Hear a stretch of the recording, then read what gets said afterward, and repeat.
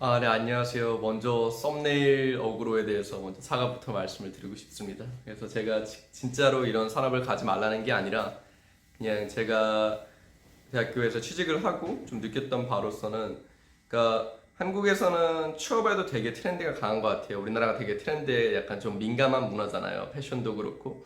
근데 취업에 있어서도 트렌드가 되게 강한 것 같아요. 그래서 트렌드를 막무가내로 쫓다 보다가는 취업이 되게 꼬일 수 있다는 생각이 많이 들어서 이 영상을 찍게 됐어요.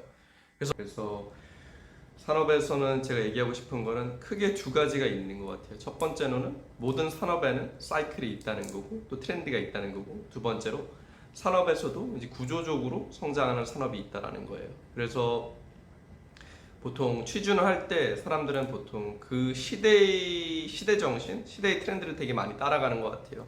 그래서 제 생각엔 제가 대학교 다닐 때만 해도 안정성이 가장 큰 화두였던 것 같아요. 그래서 그때는 공기업을 관련 친구들이 되게 많았어요. 그래서 그 당시 뉴스 기사들을 찾아보면은 서울대생인데 구급 공무원에 지원해서 합격을 해서 다니고 있다, 이런 기사들 되게 많이 나왔었고, 그리고 그 당시에 뭐 5급 공무원에 붙으면은 대학교에서 막 플랜카드도 걸어주고 그랬고, 요즘과는 되게 많이 상반되는 트렌드죠. 요즘은 공무원에 대한 선호도가 많이 떨어졌고, 그래서 그 당시에는 최고의 가치가 뭐였대야 10년 전?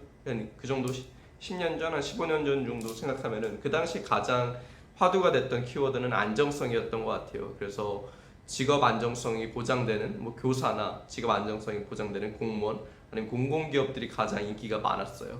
하지만 요즘 뭐 블라인드 보면 대충 알 수 있죠. 다들 요즘 뭐라고 하냐면은, 내가 지금 요즘 교사 된 거 후회한다. 내가 그때 그 전에는 이제 15년 전에는 한국 이제 서울교대랑 이제 뭐 거의 스카이급들의 대학들이 입결이 비슷할 때가 있었어요. 왜냐하면 그 당시 제일 중요한 화두는 안정성이었기 때문이에요.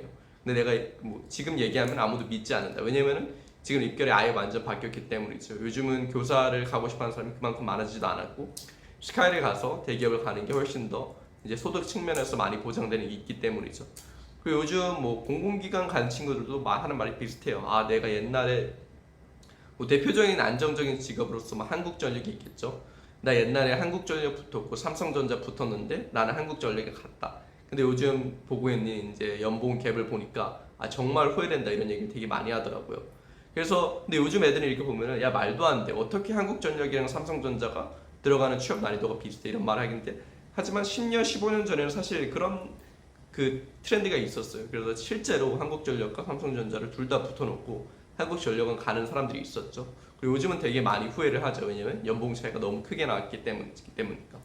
그래서 이런 그 시대의 그 시대 정신을 무조건 따라가고 그 시대의 트렌드를 무조건 따라가는 게 좋지 않다고 저는 생각하기도 해요.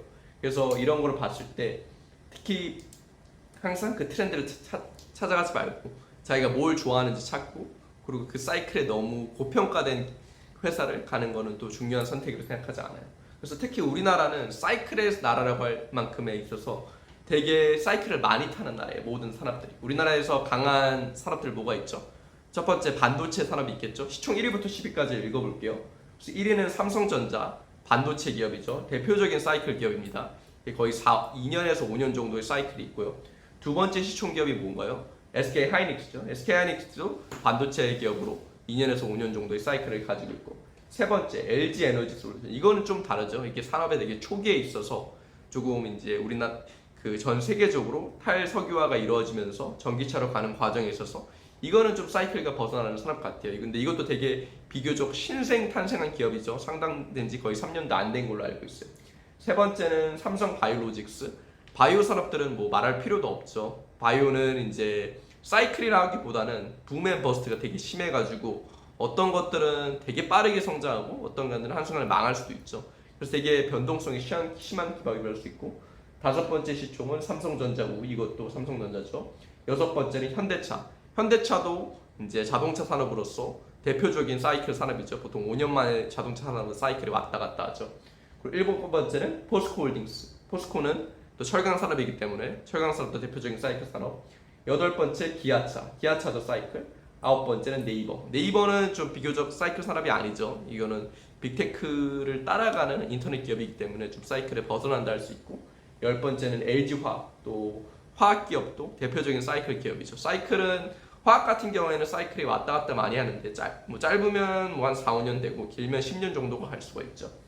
그래서 우리나라는 대부분의 대기업들을 보면은 사이클을 많이 타는 기업이에요. 그래서 그 사이클이 항상 고점에 있을 때 가는 것보다 지금 사이클이 좋지 않더라 하더라도 좀 나중에 가면은 사이클이 좀 좋게 탈 수 있는 기업을 가는 것도 나쁘지 않다고 생각을 해요.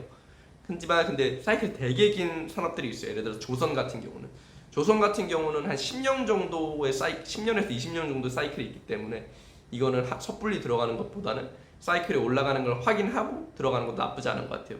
참고로 요즘 조선 사이클 되게 좋습니다. 수주도 많이 하고 있고 오히려 인력이 없어서 힘들다라는 뉴스를 많이 보고 있습니다. 근데 그래서 여기서 제가 하고 싶은 거는 우리나라에서 뭐 취업을 고를 때 그 당시 제일 핫한 걸 가기보다는 우리나라 정말 사이클이 심한 나라이기 때문에 자기가 진짜 관심 있는 산업을 가는 걸 되게 추천을 하고, 그리고 지금 그 사이클이 너무 핫하다 하면은 다른 기업을 고르는 것도 하나의 방법이라고 생각해요. 하지만 이제 또 다른 걸 얘기하고 싶으면 이거는 이제 미국의 시총 탑10을 보면 되게 쉽게 알 수 있어요. 사이클을 안 타는 산업과 사이클을 안 타는 기업들이 있어요. 미국의 탑10 기업들을 보면은 미국의 시총 1위는 애플이죠. 애플 사이클 타나요? 애플 사이클 타지 않습니다. 두 번째 마이크로소프트 산업 사이클 타나요? 사이클 타지 않습니다. 세 번째 알파벳 구글이죠. 구글도 사이클 타지 않습니다. 네 번째 아마존 사이클 타지 않습니다. 다섯 번째 엔비디아는 반도체 산업이고 요즘 좀 많이 핫해가지고 사이클 좀 탑니다. 여섯 번째 메타, 이거는 페이스북이죠.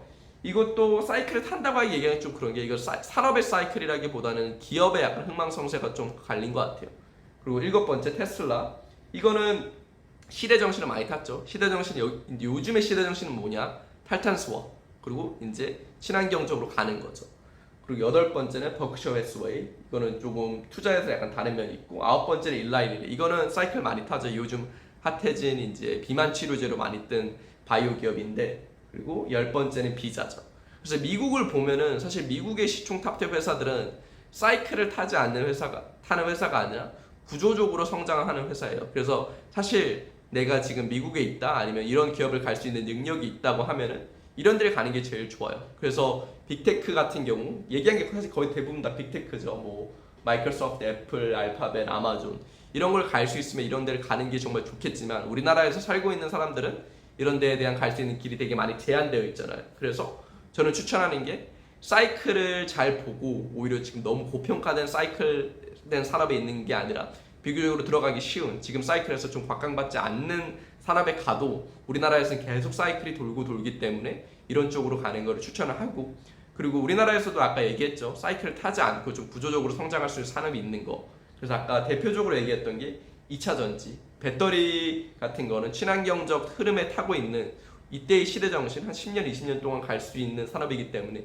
이런 산업을 가는 거는 어느 정도 나쁘지 않은 선택이라고 생각하고, 또 뭐 네이버 같은 경우에도 이런 빅테크 같은 경우 요즘 네이버, 카카오가 잘 못하고 있다는 얘기는 하긴 하지만 이게 없어지지 않을 산업이고, 또 이제 그 인터넷의 흐름은 계속 좀 강해질 거기 때문에 이런 쪽으로 가는 것도 조금 위험이 없는 약간 취업 루트라고 생각해요. 그래서 뭐 미국의 빅테크처럼 이게 시대를 이렇게 이끌고 계속 10년, 20년 동안 계속 성장하지는 않을 수 있더라도 그래도 좀 하방이 막혀 있는 기업들이라고 생각합니다.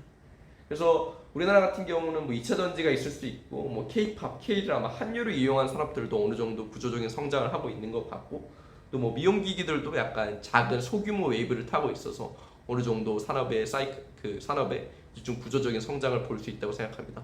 그래서 제가 얘기하고 싶은 거는 너무 지나치게 그 시대의 트렌드에 타지 말자. 왜냐면 우리나라는 정말 트렌드와 사이클에 민감한 산업과 나라이기 때문에 그 트렌드를 쫓다 보면은 되게 고점에 들어가서 저점에 나갈 수 있다. 취업도 고점과 저점을 파악하는 게 되게 중요하다. 이런 말씀을 해드리고 싶었습니다.